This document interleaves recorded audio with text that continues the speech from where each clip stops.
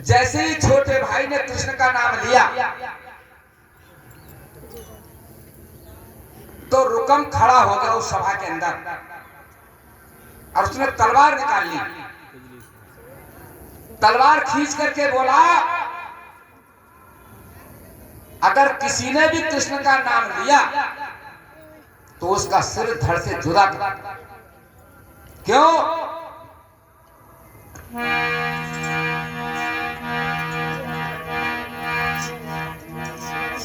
मैं ना खुशामद करता हूं, मैं ना खुशामद करता हूं, मैं ना खुशामद करता हूं, इन्हें करते लाज न आती है।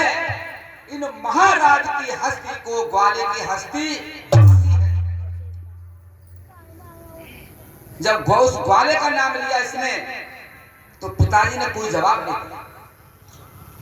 इन महाराज की हस्ती को ग्वाले की हस्ती भाती है। 16 साल तक नंद के घर, 16 साल तक नंद के घर गायों से गुजर चलाता था। नापाक मलिच अहीरों का वो झूठा मीठा खाता था। फिर पहले था नाम नंद नंदन, पहले था नाम नंद नंदन, अब वासुदेव कहलाया है। और इसका भी ठीक प्रमाण नहीं किसने जाया कब जाया है।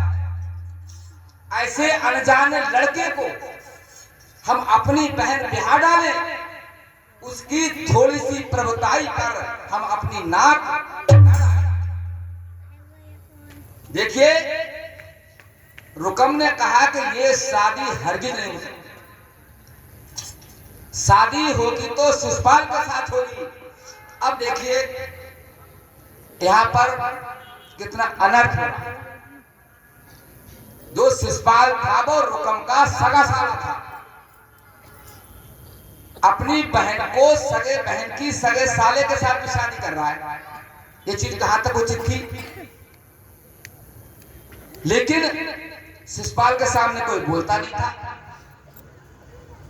क्योंकि बहुत गलत खराब था वो। रुकम बहुत गलत था, उधर शिशुपाल जो था। अब आप विचार करके देखिए, जो शिशुपाल था वो रावण का अवतार था। किसका था? किसका था? रावण। और जो रुक्मणी थी वो सीता माता थी। अब बताओ, एक सीता माता रावण से कैसे शादी कर लेगी? और फिर वो रुक्मणी के बड़े भाई का सगा साला था, सगे साले को शादी कर रहा था रुकम।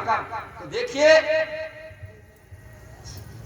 फिर कहता है रुकम, मेरे आगे छलबल की, मेरे आगे छलबल की बौछारें ना चल पाएंगी। मेरे आगे छलबल की बौछारें ना चल पाएंगी। अगर ये शादी पक्की होगी तो तलवारें चल जाएंगी। उसने कहा कि अगर ये शादी तुमने पक्की कर दी तो खून खराबा हो जाएगा, ये शादी हरगिज नहीं हो सकती। अब होता यह है, सब परिवार वालों ने कहा कि रुक्मणी से पूछ करके देखो रुक्मणी क्या इच्छा है। तो देखिए, रुक्मणी की माता, रुक्मणी के पिताजी, रुक्मणी के 3 भाई वो चाहते थे कि शादी कृष्ण से हो, और जो रुकम था वो चाहता था कि शादी शिशुपाल से। पहुंच गए रुक्मणी जी के पास में। रुक्मणी जी से पूछा तो रुक्मणी क्या जवाब देती है?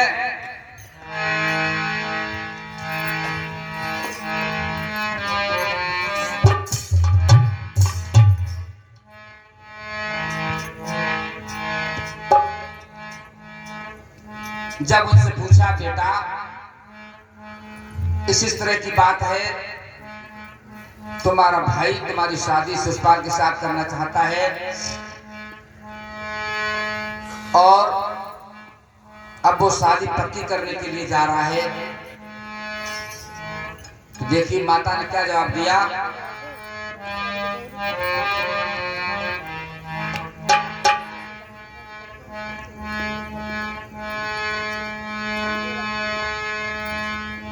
अपनी माया को तुम जानो,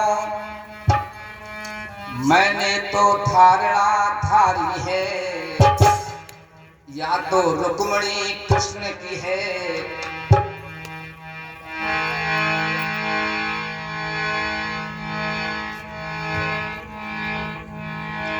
माताजी रोती जाती हैं, बड़े विलाप कर रही हैं रुक्मिणी जी। माताजी की कौली भर ली और कहा माताजी क्या हो रहा है। तो कहती हैं अपनी माया को तुम जानो,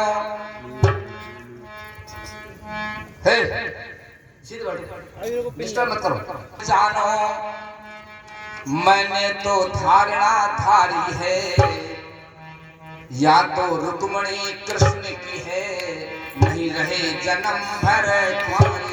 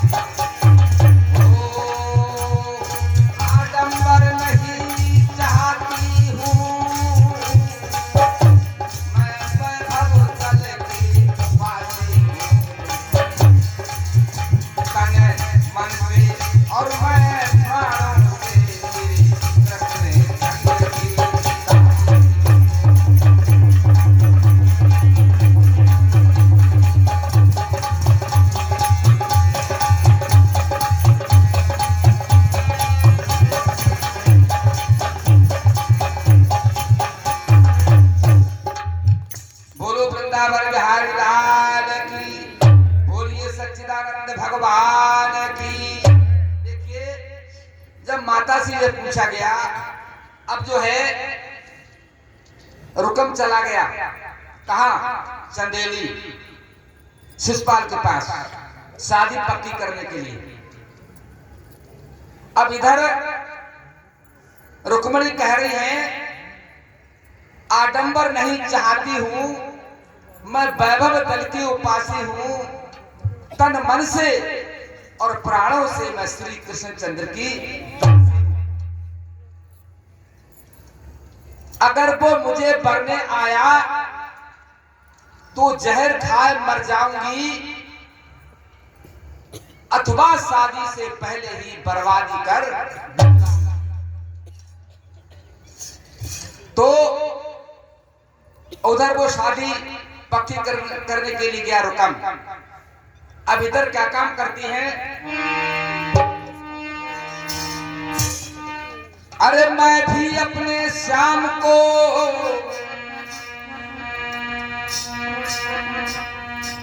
भेजूंगी संदेश, अरे पहले आता कौन है राजा या राज।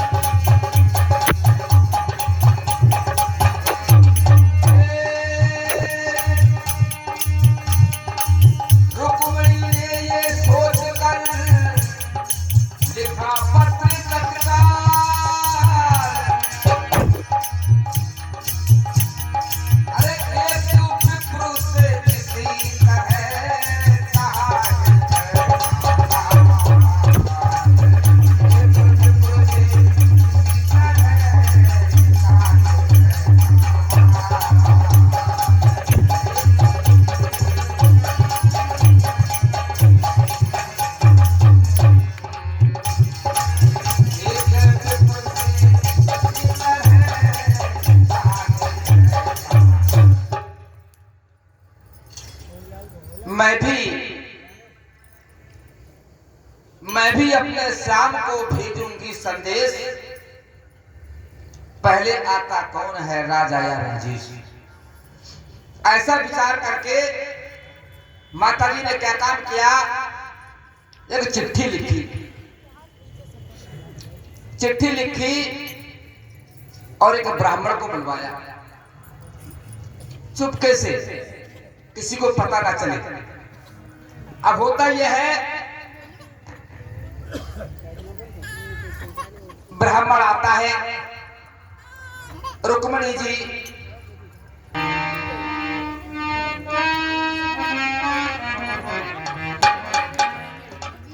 तभी रुक्मणी जी एक ब्राह्मण को बुलाती है, पत्र को लिख लिया और ब्राह्मण से कहती है देखो इस बात का किसी को पता नहीं चलना चाहिए, इस बात का किसी को पता नहीं चलना चाहिए, मैं जानूं या आप जानूं, पता नहीं चलना चाहिए, हम जाने या आप जाने, तुम जो चाहोगे हम तुम्हें बदले में देंगे। ब्राह्मण ने कहा बिटिया तुम कैसी बातें करती हो, मैं तुम्हारा काम करूंगा। अब देखिए चिट्ठी लेकर के द्वारकापुरी के लिए ब्राह्मण जाते हैं। इधर रुकम ने शिषपाल से शादी तय कर दी, तारीख भी लगा दी, शादी की तारीख लग गई। अब होता यह है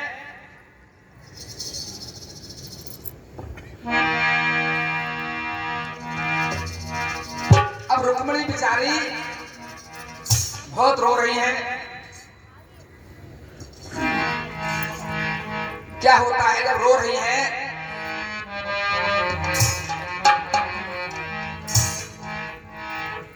ओ मुरली पाले श्याम अरे क्यों मेरी सुध बिसराई।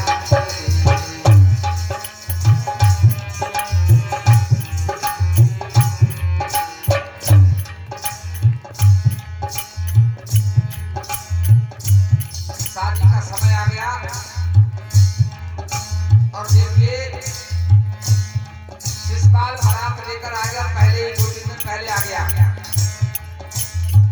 उसे पता चल गया कि इसका जो परिवार है वो कृष्ण के साथ शादी करना चाहता है। शिषपाल की बारात में बड़े बड़े योद्धा